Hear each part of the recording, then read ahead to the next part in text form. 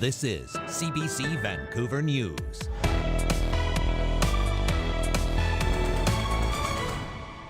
We need to ensure that we're providing protection. Safeguarding our waters and holding polluters accountable. Outrage from the Ktunaxa Nation as a BC mining giant appeals its $16 million fine. It's now part of our lexicon of diseases that we can prevent severe illness.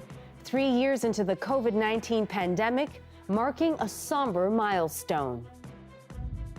Lucky saved us, actually. He barked and let us know that there were strangers.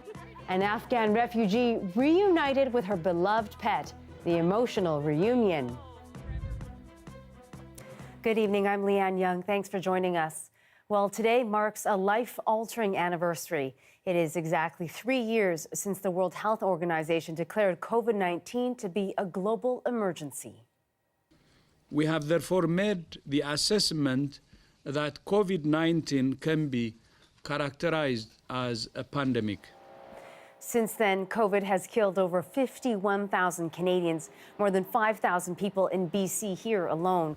Those numbers could have been far higher, but for a range of innovative vaccines and drugs, researched, tested, and produced at a record speed.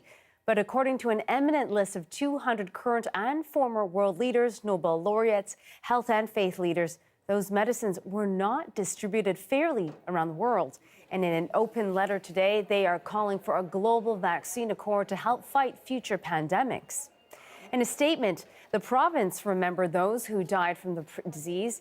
It also thanked healthcare workers and everyone who followed public health guidelines, saying, quote, "Your sacrifices made a difference and helped BC emerge from the darkest days of the pandemic." And earlier this week, I sat down with the province's top doctor to talk extensively about the pandemic. Here's how Dr. Bonnie Henry describes where we're at and what to expect in the coming years. When nobody had any immunity, obviously, it was really challenging, and we didn't know a lot.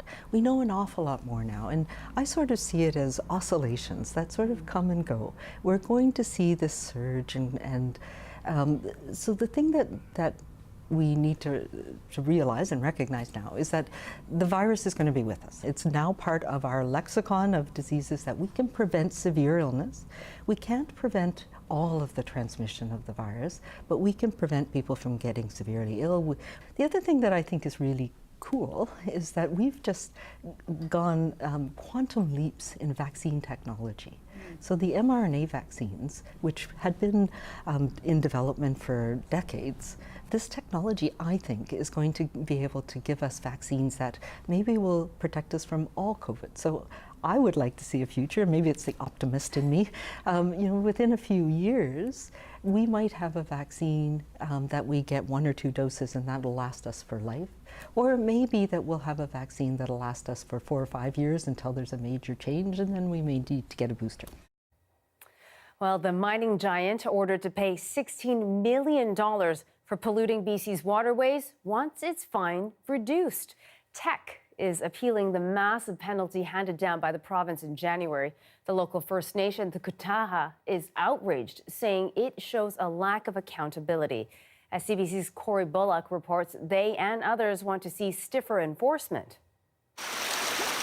In BC's Elk Valley, mining is a driving force of the economy. This region is home to thousands of people who work in the industry.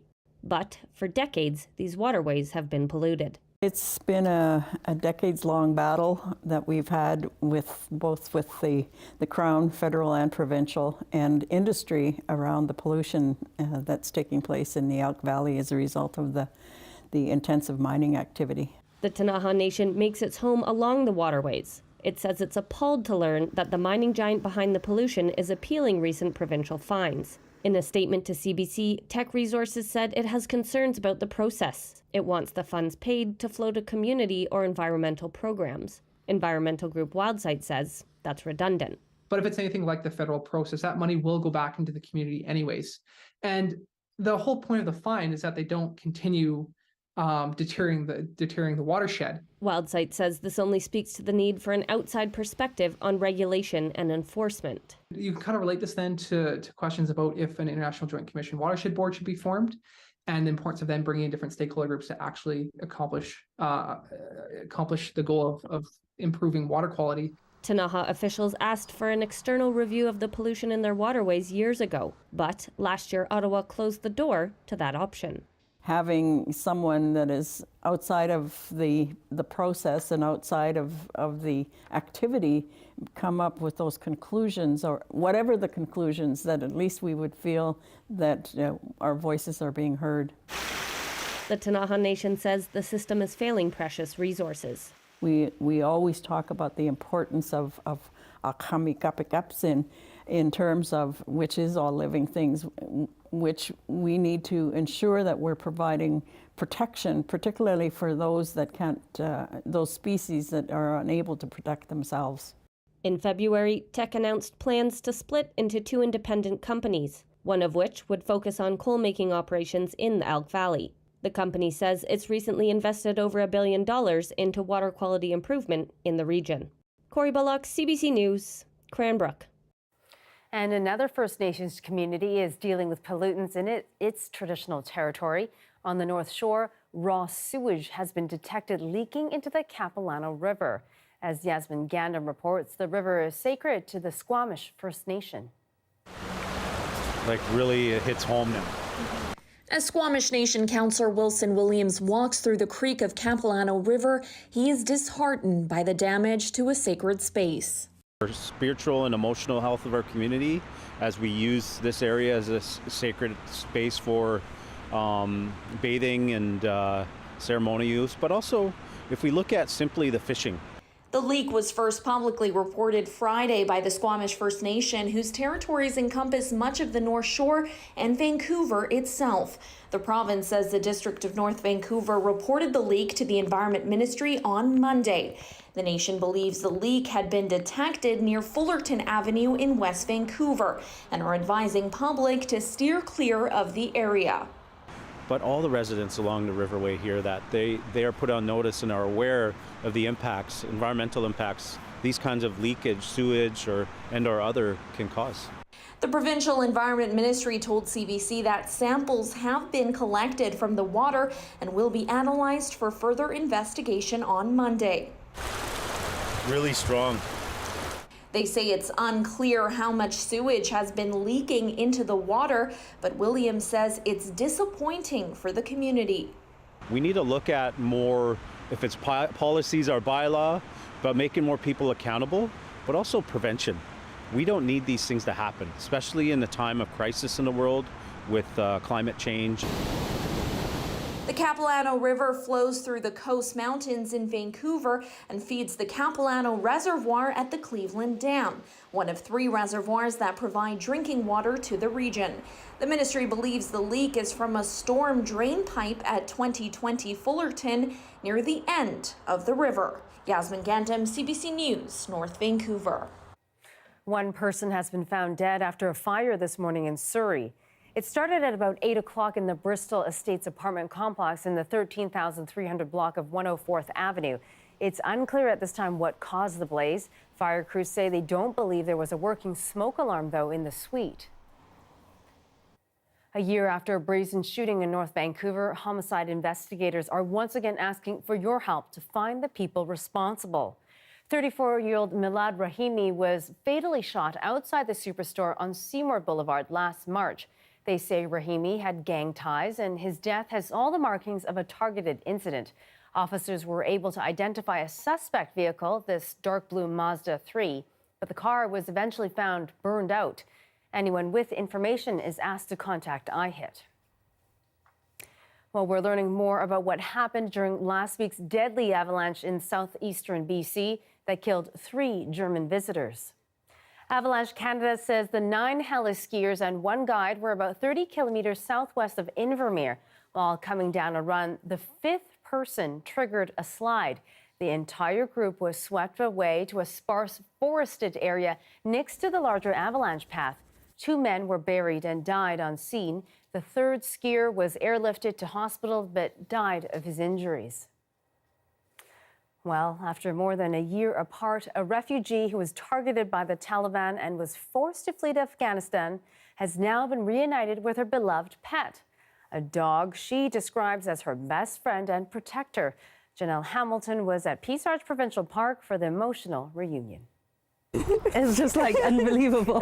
27-year-old Freshta Siddiqui eagerly awaits the moment she can finally wrap her arms around her 3.5-year-old Anatolian shepherd, Lucky.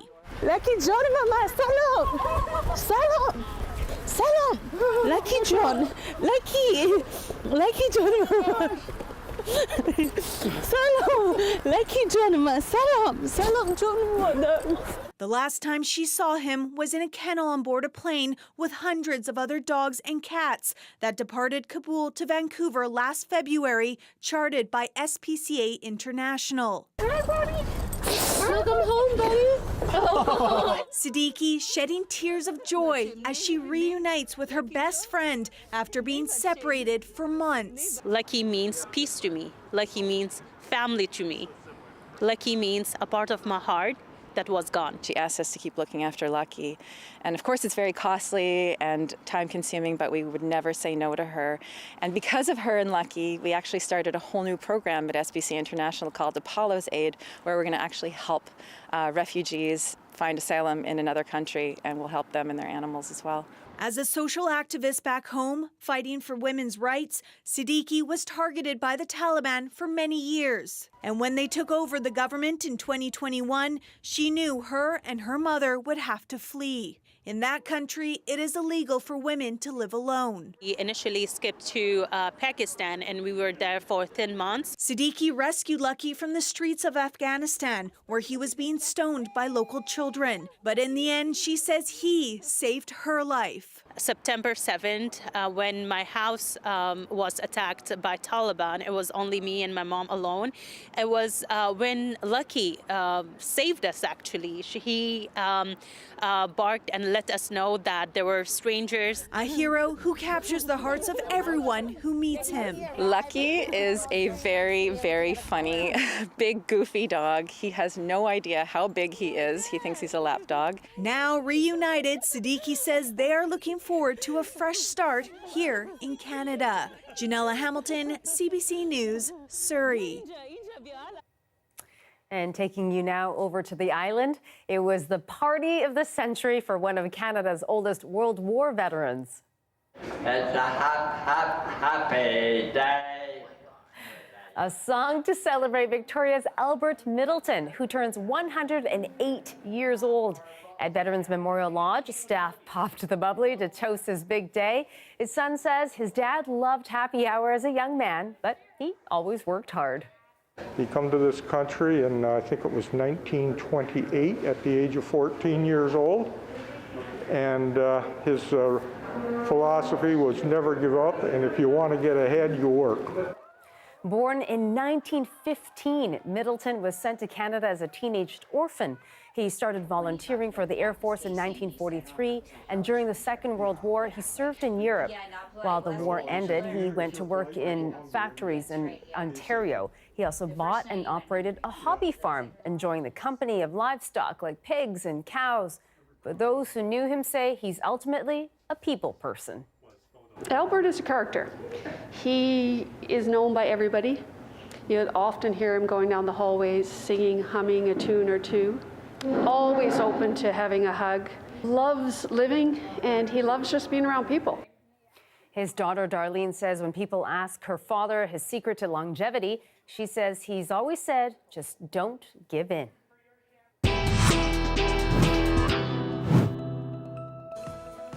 The province has promised more funding for addiction recovery, but what does that model look like up close? After the break, we'll take you inside a local recovery center. Stay with us.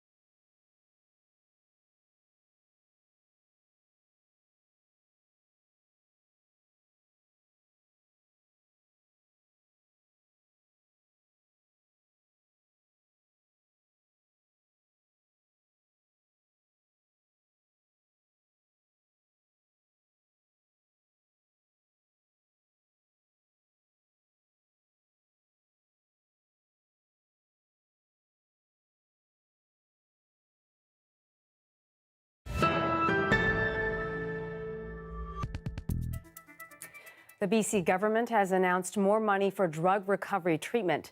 It's an approach that neighboring Alberta has focused on in the past few years. But what exactly is being funded, and what do we mean when we talk about treatment? Yasmin Ranea visited one men's recovery centre to find out. Right now, we're on our way to Together We Can. It's an addiction treatment center in Vancouver. It's a privately operated facility that provides addiction treatment beds. Most facilities here in BC are private, primarily funded by users, but we'll soon see more beds. The provincial government is setting aside over $1 billion over the next 3 years to expand mental health and addiction services.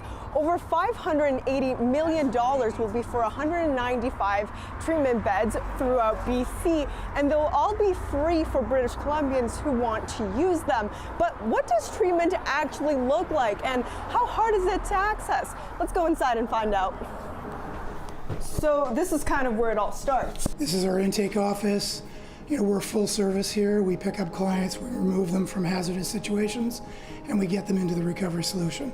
So they start here. They're in various states of physical distress, mental distress, due to substance abuse and mental health issues. They will be going to a very comfortable residential treatment home where they'll be situated. They'll be put in with their peer group. I'll gladly show you. Very quiet, very comfortable. And we're trying to reinstate the concept of family to individuals that might be disconnected, don't have family. So we have a wide range. We have individuals from the downtown east side. We have individuals that are gainfully employed. We have individuals that have served. We're a kind of a hybrid model. So Together We Can is a licensed facility under Vancouver Coastal Health. So Vancouver Coastal Health has about 42 beds here at Together We Can. So if I'm accessing the private beds, how much does that cost me? I guess private therapy or private treatment here in BC in general is actually quite expensive. Private pay could look like anywhere from $9,000 to $15,000 a month. The last thing a family needs is red tape or bureaucracy that could prevent an individual from getting the help that they need. So waiting lists can run from a month up to 3 months. So that's unfortunately one of the chronic issues with our system. I want to show you a clip from our provincial health officer, Dr. Bonnie Henry, because she spoke about the recovery industry and the recovery system. And there's this mixture of private and public, and there's these people who operate recovery homes. Some of them are very good. We have no system. There's never been a system to understand who's in there, how well they do, how often people relapse. What supports do you need long term. What did you think about that? I think everybody's entitled to their opinion. Certainly there's a lot of room for improvement as far as, systematically overall. As far as what Together We Can does, I can tell you anybody that applies themselves 100% has 100% success. For some, relapse is part of their journey. For others, it's not. But I can tell you there is a place for the harm reduction approach. And sometimes that's basically a starting point, where it's a necessary thing that could eventually have someone transition into treatment. Yeah, I've been in and out of a lot of recovery over the last 30 years or so. And how has the center helped you? It got me back into the things that I miss and that I got out of my life, like my spirituality.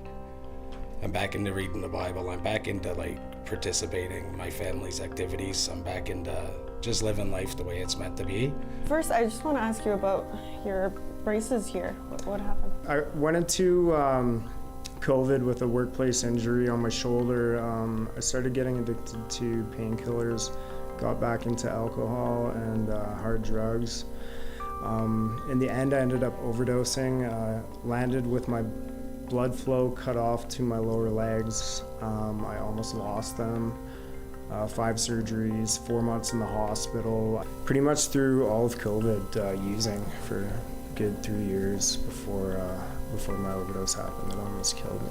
Scary because they started using alone. Yes, 100%. It was a crazy time. I knew a lot of people that passed because of addiction and alcoholism and the pandemic. So yeah, it's just scary situations that we were put in.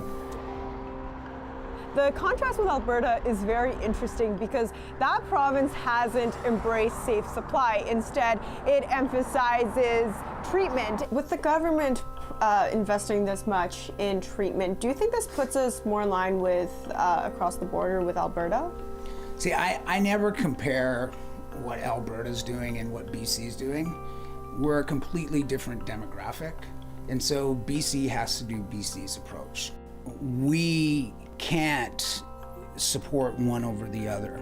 We have to support both.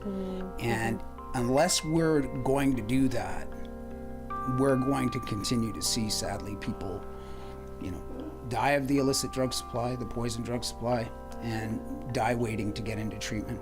Experts caution that we need safe supply, we need decriminalization, we need treatment in order to tackle the toxic drug crisis, which has killed at least 11,000 people in BC since the public health emergency was declared in 2016. Yasmin Ghanaya, CBC News, Vancouver.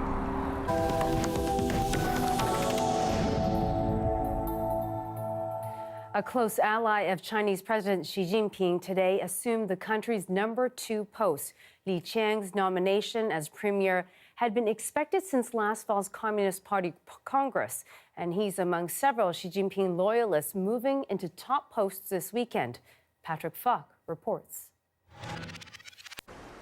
Well, Li Qiang faces the daunting challenge of having to kickstart China's economic recovery, battered by President Xi Jinping's zero-COVID policy, and also coming at a time of rising geopolitical tensions. On top of that, China is experiencing weak export demand and weakness in the property sector. So this really is a considerable challenge that Li Qiang has on his hands. The question is whether or not his close relationship with the Chinese leader will mean that he's able to get the job done. Remember, the role of the premier had been greatly diminished under his predecessor, Li Keqiang, who was a one-time rival to Xi Jinping for China's leadership, and he'd been largely sidelined over the course of his tenure. So again, will Li Qiang have the autonomy to do the job more effectively? And his appointment today, along with the appointment of several other key personnel, was largely a formality, but at the same time, it's all part of an important process demonstrating President Xi Jinping's tightening grip on power.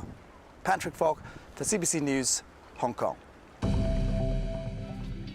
And you're looking at a lovely live shot of BC Place, all lit up there. Blues, purples, gorgeous color, perhaps for International Women's Day. Anyhow, is time running out on changing clocks twice a year? We'll tackle that question when we return after the break.